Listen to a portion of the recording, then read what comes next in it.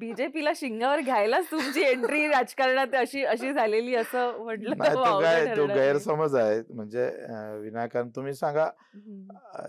एखाद्या शेतकऱ्याबद्दल किंवा एखाद्या वंचित बाबत बोलणं म्हणजे ते बीजेपीच्या विरोधात बोलणं असं होत असेल तर चुकीचं आहे. मला वाटतंय आखरी हा समजून घेण्याचाही प्रश्न आहे. कोणी कसं समजून घेतं त्या गोष्टीला.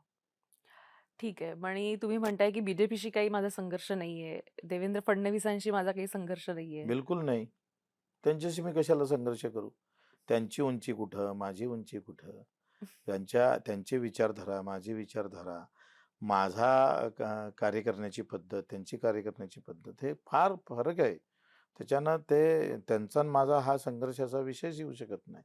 हां, हे नक्की आहे का एखाद्या शेतकऱ्याच्या किंवा मजुरांच्या विषयी जेव्हा मी टोकाची भूमिका घेतो, तो बीजेपीचा विरोध आहे असं समजत असेल तर त्याला नाईलाज आहे. त्याला काही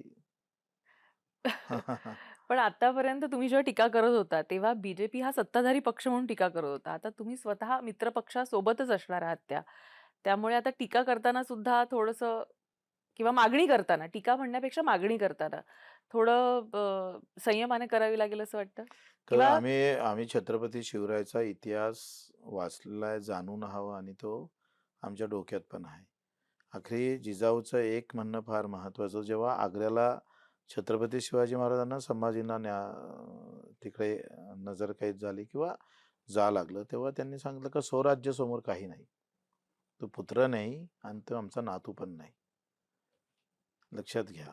ह्या विचाराची ही भूमी आहे. हं. त्याच्यानं जे आमच्या महापुरुषांना स्वीकारलं, ते स्वीकारणं हा गुन्हा ठरत असेल, तर तो गुन्हे आम्ही वारंवार करू.